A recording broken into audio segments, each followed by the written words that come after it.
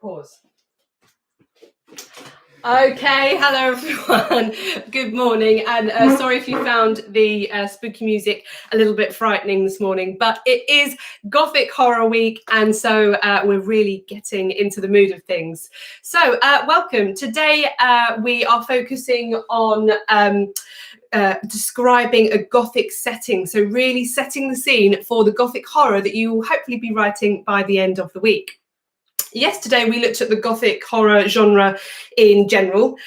So if you didn't watch that lesson, you're always welcome to go back to it so you can understand a little bit about the elements of Gothic horror, the history of it, and how we see it today in our modern literature and films. So if you are new to English Live, or if you just need a reminder, although I think you're all regulars now, aren't you? You can download this document from the Facebook group called English Live Resources. And on here, there are 6 different activities that you can do after the lesson that will extend and consolidate your learning. This week, I've tried to make them as fun as possible because technically it's half-term week. They will hopefully get you in the mood for some Gothic horror. So do keep posting the pictures and videos of your work in the Facebook group. I loved looking at some of your menus yesterday and some of the word clouds that you designed. So keep up the really good work. So as always, I start off with a few shout outs. Mummy English has been very busy going through the live chat and sending me through the names of people that need to have a shout out this morning. So a really big hello to Amelia and Isla in Norfolk. Hello to Yaya, who's in Year 4 in Chester. Hello to Ahan and Rohan, Lucy and Alice in Leeds. Hello to Tilly in Liverpool. Hello, shout out to Whitfield. She would like a shout out. There you go, you've got one. Hello to Freya in Fareham. Dia has never had a shout out. Well, you have now, Dia. Big hello to Melanie, who has been waiting 9 weeks for a shout out. So that's Melanie Fatu. Hello to you. And hello to Bertie from Hendrix Cockley, the sausage dog. Bertie, you're even getting shout outs now. That dog's getting famous, too famous for his own good. Hello to Olivia, who is 10, and Tom, who is 9, and their dog Hutch.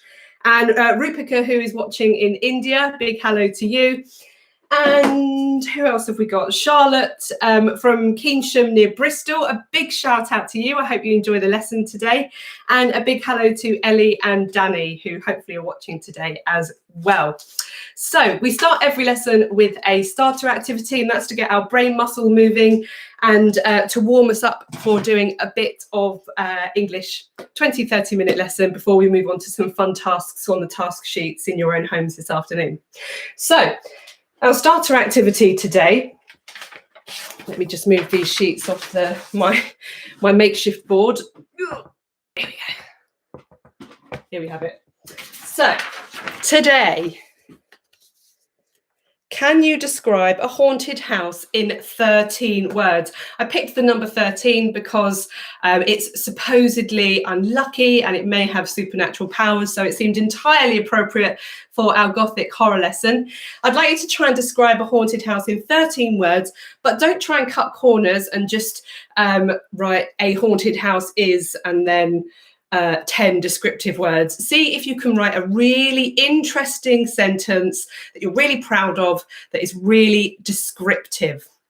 Okay, now I'm going to cut the frightening music for the time being, and we'll go back to my usual beats. So I'll give you around 1.5 to 2 minutes to do this. And as always, you can shout it out at the screen, discuss it with your adults or your siblings, jot it down on the paper, put it in the live chat, whichever works best for you. Okay, good luck.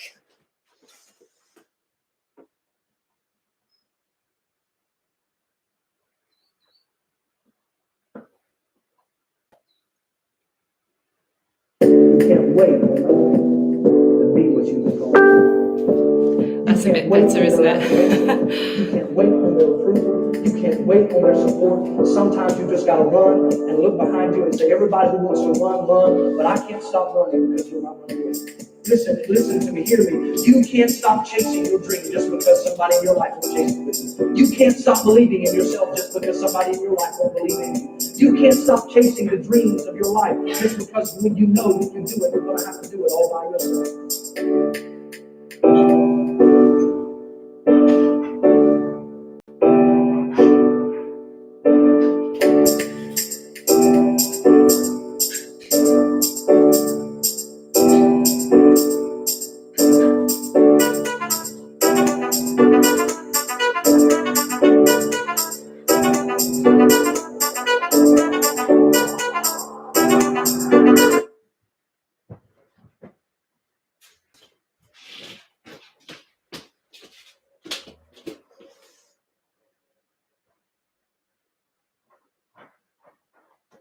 Play.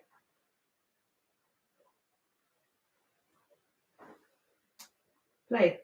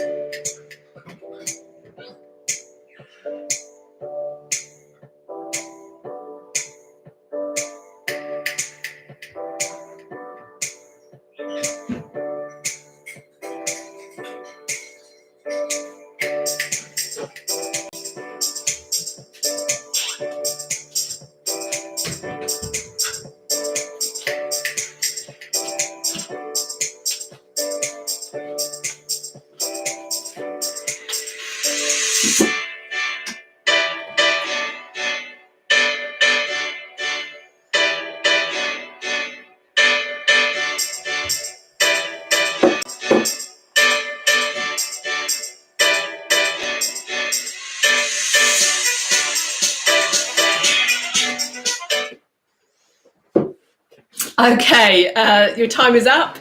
If you are watching this video on catch up though, if you want a bit longer, you can just press pause and continue with your lesson a little bit later. Okay, so we had a little technical problem with the music. This is live, so we always have little things that go wrong. The board snapped in half one day. The music just decided to stop. I'm still waiting for an Amazon delivery to arrive during the lesson.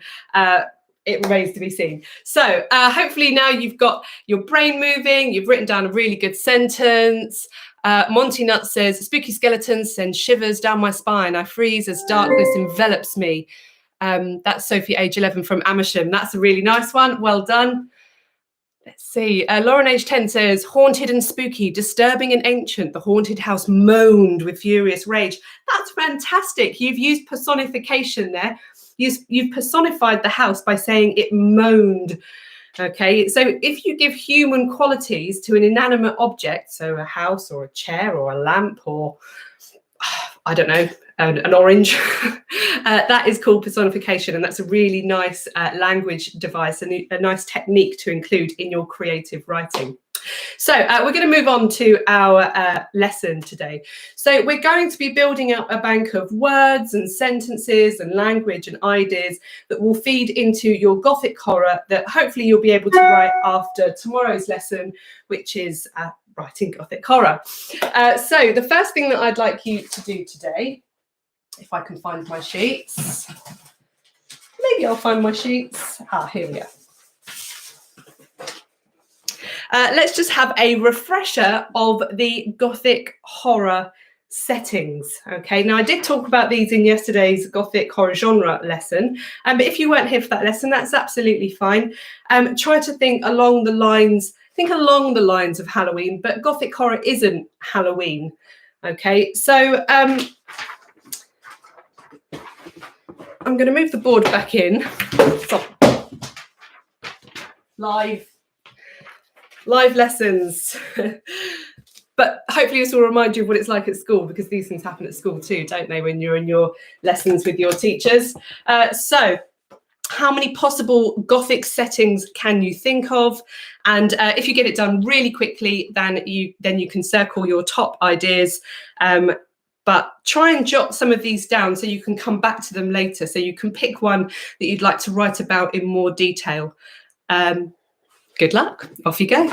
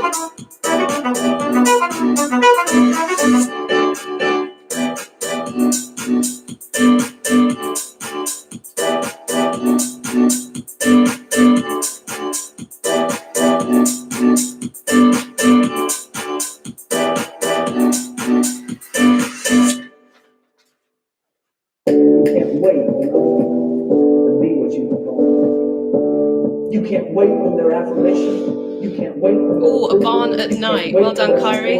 Sometimes you just gotta run. A secret doorway. Well done, Angela. That's a nice one. But I can't stop running because you're not gonna do it. Listen to me, hear me. You can't stop chasing your dream just because somebody in your life won't chase it with you. You can't stop believing in yourself just because somebody in your life won't believe in you. You can't stop chasing the underworld just because when you know that you do it, you're gonna have to do it all by yourself. A lonely house, a dark room, a dark basement, an abandoned mental asylum. That's fantastic. Cemetery, a mad scientist's lab, graveyard, shipwreck. Ooh. A deep, dark forest. haunted mansion.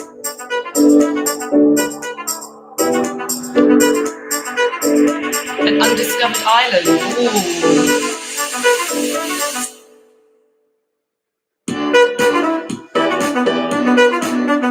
An abandoned castle, an alleyway, a hospital,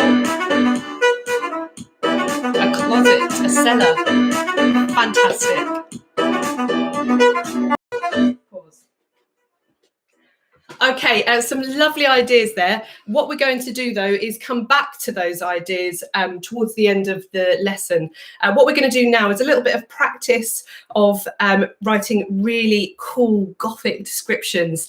And hopefully you'll be able to use these ideas in your Gothic horror or when you're describing your own Gothic scene later at the end of the lesson. So we're going to start with this image here. Okay, I'm going to bring it really close for a moment so you can have a good look. Now, the interesting thing about Gothic horror is it's not necessarily what you can see, but it's what your imagination can see, okay? So if you've ever been in bed at night in a dark room and you're a little bit frightened because you can see the shape of a vampire standing in the corner of the room. Now you think you can see the shape of a vampire standing in the corner of the room, but really it's your Gruffalo onesie hanging up on the corner of the shelf.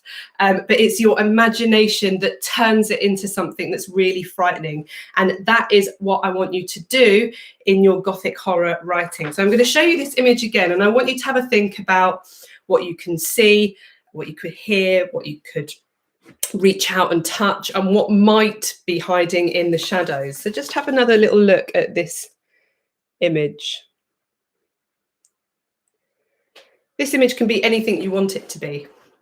Okay, it can be a disused mental asylum, as somebody suggested, or it could be a old bread factory. It could be a stately home. It could be the home of Dracula himself. It's all down to you. So I'm going to pop it on the board, and I'm going to give you a minute or so to just come up with as many descriptive words as possible. Okay, I'm not going to limit it to what you can see. It can be smells, sounds, it can be any word. They don't even need to be descriptive words. Let's just get a really big bank of words based on this image. So I'll pop that there. There we go. I'm only going to give you a minute to do this, so good luck and off you go. Play.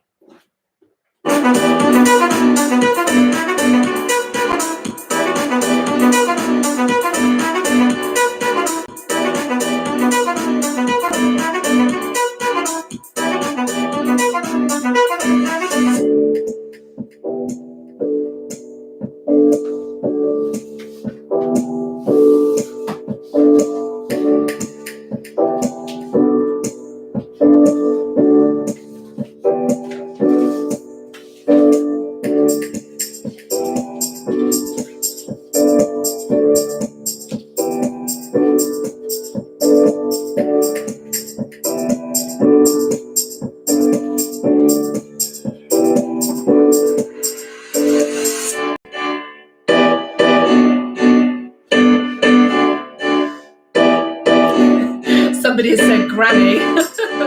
Does she live there? Is she hiding in the bushes? Creepy dolls. A burial ground. Well done to WikiBee for some really nice descriptions of smells.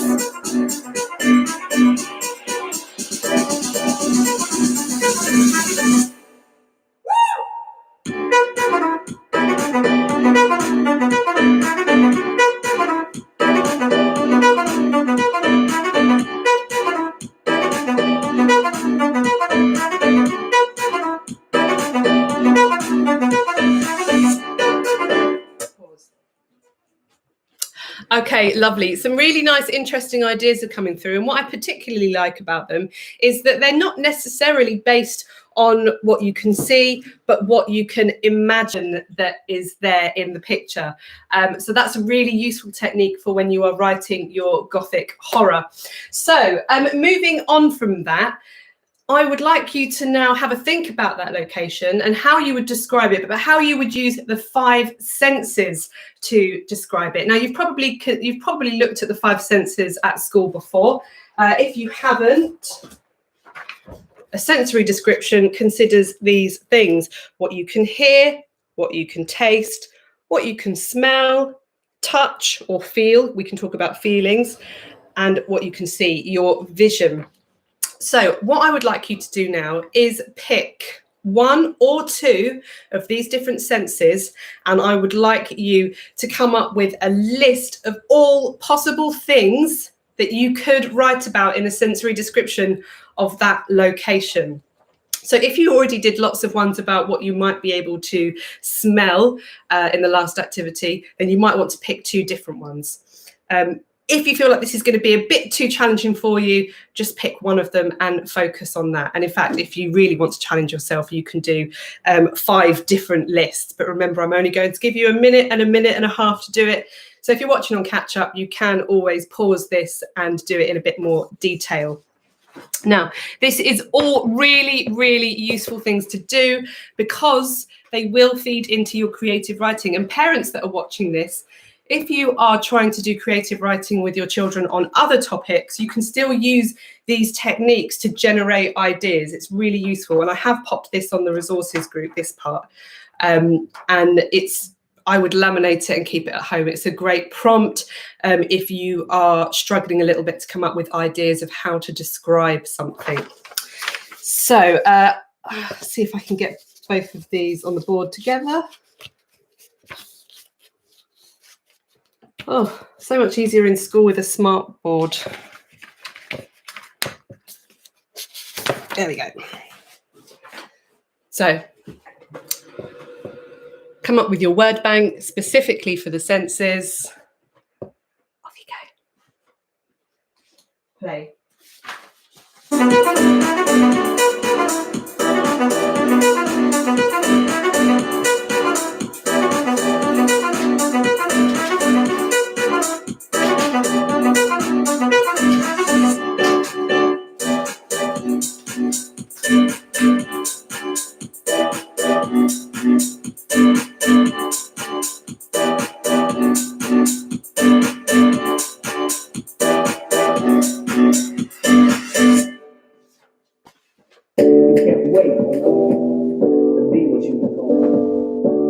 You can't wait on their affirmation. You can't wait on their approval. You can't wait on their support. Sometimes you just gotta run and look behind you and say, everybody who wants to run, run, but I can't stop running because you're not running with me. Listen to me, hear me. You can't stop chasing your dream just because somebody in your life will chase it with you. You can't stop believing in yourself just because somebody in your life will believe in you. You can't stop chasing the dreams of your life just because when you know when you do it, you're gonna have to do it all by yourself.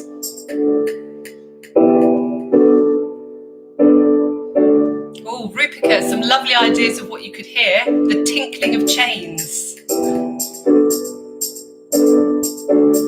Oh, salt from a flooded basement. Smell of rotten blood.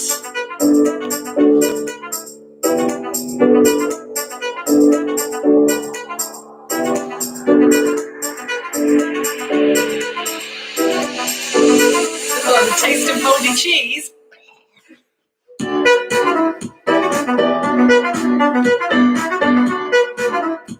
Pause. Okay, lovely. So now you're going to have hopefully a bank of words that you will be able to have, any bigger bank of words, sensory words that you will be able to use in your descriptions. So let's have a few shout outs. Mummy English has been very busy collecting these all up from the live chat. So where did we leave off? Let's see. Hello to Elliot in Swindon. A big shout out to Anna Barry, who says hello. Hello, Anna. Ava, who is 8, and her little sister Maria, who is 1. Wow, I hope Maria's enjoying it and not getting too frightened. Hello to Iman and Taiba in Huddersfield. A big shout out to Nick, who wants me to shout out to Holy Trinity School and his teacher, Miss Hunter. So big shout out to your school. Hello to William. Hello to Alfie, who is 11 in Enfield, and Anea in Leicester. Hello to Willow, who is 10, who loves my lessons. Thank you, Willow. Hello to Rebecca and Sam in Norfolk, Arabella, who is 11 in Oakham, Kiki, who is 8, and Will, who is 10, loves English with Holly. Thanks, Will. And Sarah in Bedford, James, who is 11 in Balcombe, and Harris, and Kirsty says hi. Hi back to you, Kirsty. So well done to all of you for tuning into the lesson today. Hopefully you're going to produce some amazing work that's really going to blow your parents' socks off. So what I would like you to do now is go back to your list of different Gothic horror settings that you came up with at the start. And I did ask you to circle 3 of them that you thought were your best ideas. And now I'd like you to pick one that you are going to use in your Gothic horror story. So you're going to pick the setting before you start thinking about characters and plots and such like. If you have already started writing your Gothic horror, because I know some of you got really excited yesterday and launched yourself into your creative writing, then that's absolutely fine. You can base this next task specifically on the setting that you've already written about. So you may have picked a graveyard, you may have picked a disused hospital, you may have picked a Gothic castle in Transylvania. Whichever one you've picked, I would like you now to write a sentence to describe the setting using one of the 5 senses. You may even incorporate 2 or 3 if you're an extreme creative writer. So I'm going to give you just under a minute to write a really interesting sentence about your setting. And then afterwards, we're going to look at how we can boost the quality of that sentence. Good luck. Play.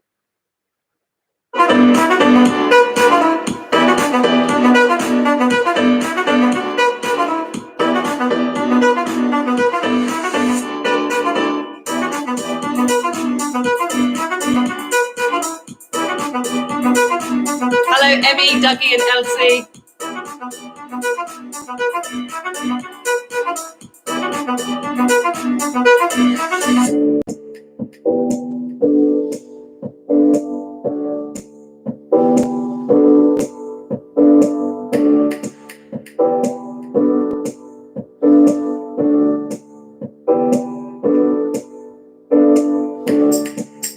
Oh, Faye, that's really descriptive of your abandoned prison.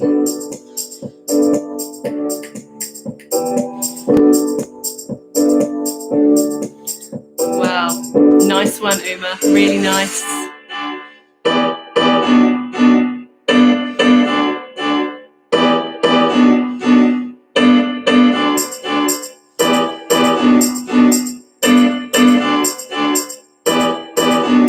Oh, Francesca, she came in with her scared heart in her throat.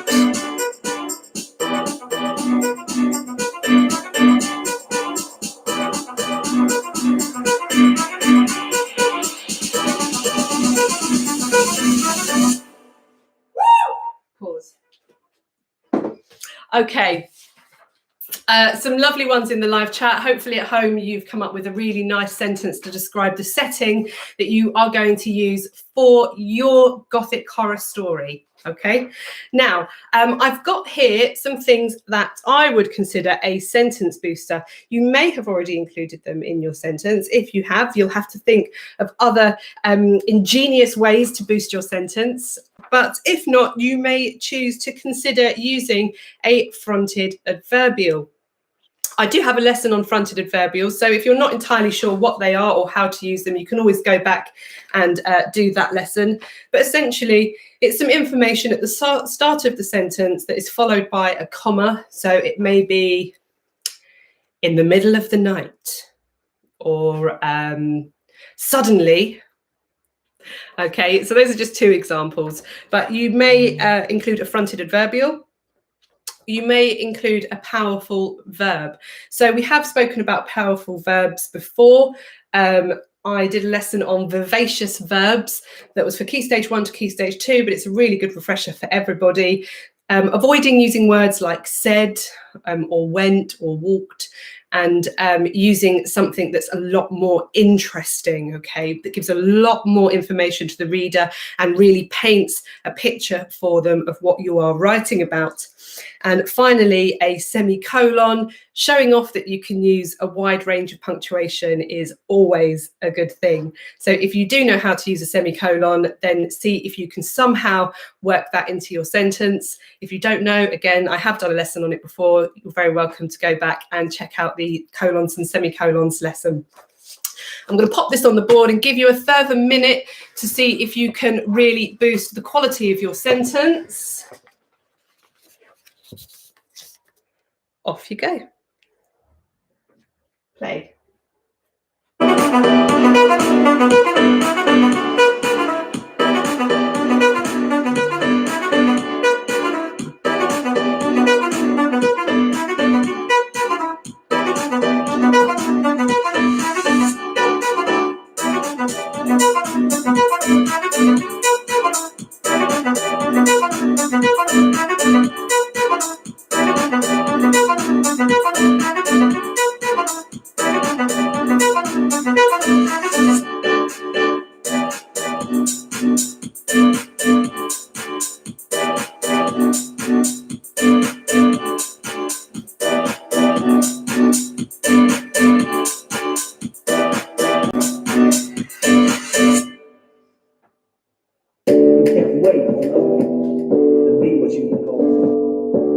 You can't wait on their affirmation. You can't wait on their approval. You can't wait on their support. Sometimes you just gotta run and look behind you and say, everybody who wants to run, but I can't stop running because you're not running away.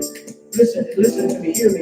You can't stop chasing your dream just because somebody in your life was chasing it. You can't stop believing in yourself just because somebody in your life won't believe in you. You can't stop chasing the dreams of your life just because when you know that you do it, you're gonna have to do it all by yourself. The storyteller, lovely use of a semicolon.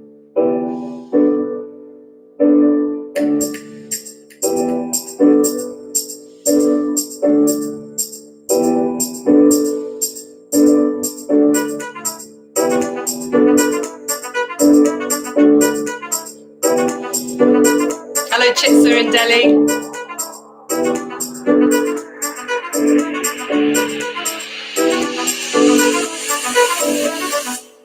Pause.